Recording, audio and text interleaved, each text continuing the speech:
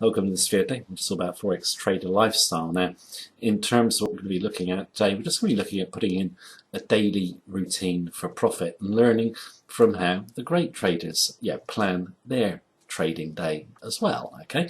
Now, in terms of doing this, what I'm going to do is give you 10 basic rules or guidelines, which if you use them, with just a simple strategy, they can help lead you to success. Now, the rules I'm going to give you, I've learned from studying, all the great traders. Now, they're all going to trade in a slightly different way. They're all going to share certain characteristics in common. The rules, they're soundly based. They will help you win at Forex trading. We'll go through them in a moment, but just want to go through a couple of misconceptions about professional Forex traders that the majority of the public have, which is they work hard. They don't work hard at all. Okay, they have a trading strategy. They're confident in its edge. They just execute it within daily routine. It's effortless. Also, the other misconception about professional Forex traders is they spend a lot of time looking at price action on a screen. That is not true either. They don't. They've normally got their orders set in advance. So they don't just react to price action on a screen. They've already planned what they're going to do. Now, in terms of the daily routine I'm going to outline, it probably takes about an hour a day. And that's it, okay?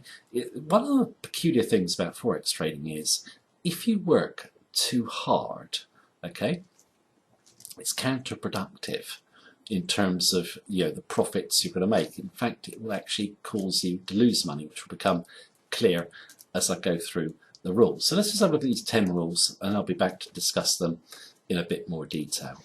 Okay, here are 10 points I consider important in a daily routine. Now, in terms of the best time of day to do your analysis and trading signals, for me, it's after the London Open. That's only because it fits in around my lifestyle. I think if you're setting a time of day to do your analysis, just let it fit in around your lifestyle so you can be consistent with it. And the reason you can do this is you can set your levels in advance, or you should set your levels in advance. Looking at the charts objectively, once they're doing your analysis, you then put your trading signals in the market or your open orders, and then you can update them each day. Now, there are people who maintain that there are best times to trade the Forex markets each day. I've seen a lot of people say, for example, the London close, or other traders say, if you sit around at the screen all day, you can respond to price action as it unfolds. That is a huge mistake in my view. You'll suffer from recency bias if you spend too much time in front of a screen. That is the natural tendency of humans to weight more recent data more strongly than past data or longer term data. So what you're doing when you're looking at a screen, you're seeing the really short term price moves, minutes or hours, and naturally you're going to weight it as important when you look at it. It looks orderly, it looks tradable, it's actually noise, okay? What you can end up doing is taking low probability trades, making impulsive trades. It's just emotional trading in a low probability time frame. It's the bigger levels in Forex that are important. Now, I've often said in my other videos that obviously day trading and scalping is a total waste of time. But recency bias also hits traders who set levels in advance. I've seen it very often where a trader makes a very objective trade. Then, let's say there's an important news event coming up in relation to his trade. You want to sit there and watch the price action. Let's say he's making money in a trade, and then suddenly, prices reverse quickly in 5 or 15 minutes or whatever. Snatch the trade out, okay, or take it out because he sees the price going against him in the short term. But if you were to be thinking objectively, the levels he set were valid before. So, even if you've set a trade totally objectively, if you come and look at price action too much, it can basically put you off what you originally did. It just brings your emotions more into play. Now, in terms of what have we got next? Do analysis quickly. Never spend too much time looking at a chart, deciding what to do with it. A couple of seconds is normally enough. If you don't see anything instantly, you should just move to the next chart. If you overanalyze the chart or overthink it, when you put it in the market, you're not going to be as confident in that trade because it didn't come to you quickly, you've obviously got some doubts that you had to think about it. And also it might be subconsciously you just want to find a trade, i.e. you want to get a trade in the market. So it either comes to you quickly or not at all, so do it fast. Time to look at price action. I said, obviously earlier, shouldn't look at it too often at all. I would say that for me, I look in the morning, obviously I'm doing my analysis, and then I look at the New York close. In terms of the New York close, obviously it's the end of the trading day. Sometimes I might do a market on close order. I do almost all my levels in advance, but sometimes a market on close order I might add in.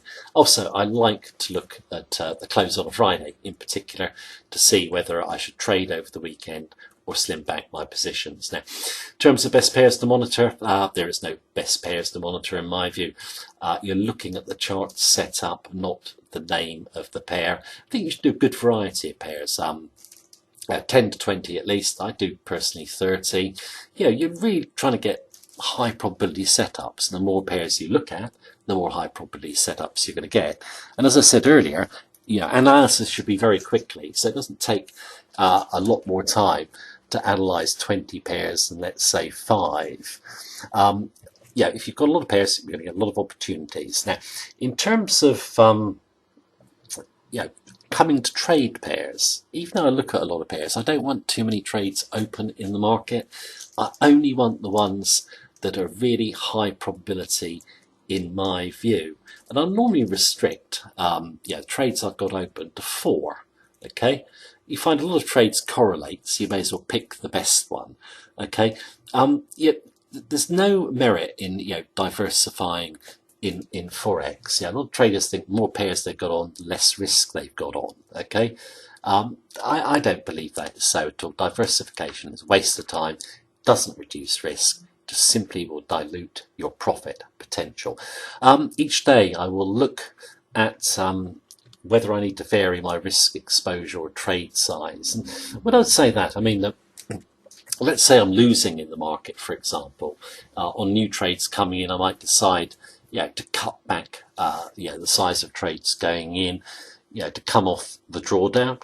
If I've had a good run in the markets and I suddenly see a really good trade, I might decide to put my bet size up a bit. Okay, so I like to vary my bet size.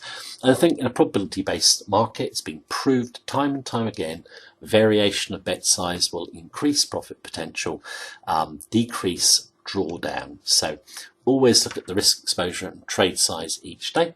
Also, I want to know each day, what is my total risk if my stop is hit on all trades? Work that out every day. I always think it's important. A lot of traders don't, really, dwell on this point that, all your trades can get hit. They will get hit at some point.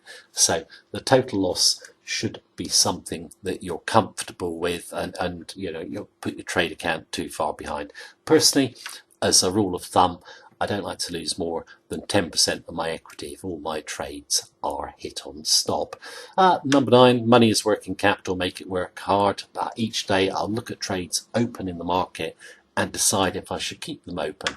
Let's say the trade is not really doing much, it hasn't made the move I thought. I'll very often take it out even if I'm at a loss and put it in to another trading opportunity. Okay. Money's working capital. Normally you're going to find that most of the trades you do, if they're going to go right, they're going to go right quickly. That's what I've found anyway. So I like to have my money working. Got no problem taking a small loss in a trade and moving to another trade. Maintaining a focused mindset. On a daily basis, I do have some, I have my rules. I have some quotes near me which I always look at, but I also like to read something each week. I don't do it every day, but stories about great traders or a book on psychology. We're really trying to keep our mindset focused, clear, and also improve ourselves and stay motivated. So I always do a little bit of reading each week on psychology or trading books, depending. Right, that's my 10-point summary. I've got a few other points to discuss, which we'll go through now.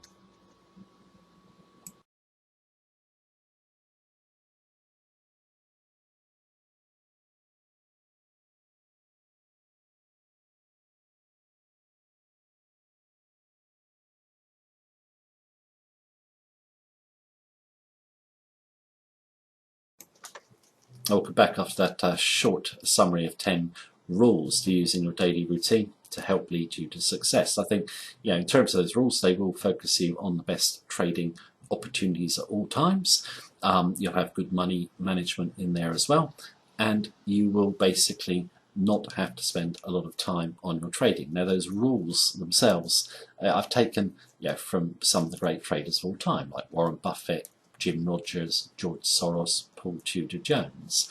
So it is a framework that will work. If you've got a simple strategy you believe in, use those rules, they will keep you on course. Now, in terms of point number 10, where I said about reading up something on psychology each week or on trading, I normally read books on the great traders. That may be personal to me, but I use that to keep mental focus and not deviate from my rules. I think your emotions are always boring from within, and a lot of traders are tempted to deviate away from their rules. I mean, you think about Forex trading, it is boring most of the time, it is frustrating most of the time. Then you have short periods when you're making a lot of money and you feel quite euphoric. It's at those times you can lose focus. Like if you're making too much money, or not too much money, if you're making a lot of money in the markets, you might suddenly decide to overexpose your account in terms of risk.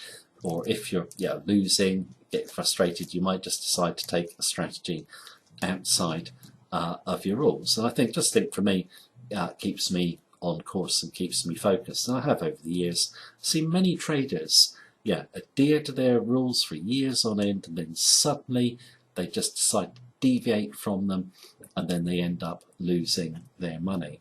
So in terms of the video, that's it for today. I think a simple strategy and that routine and those rules, you can achieve trading success with just a simple strategy, soundly based, and you believe in. So that is the video for today. Thank you for watching me as usual.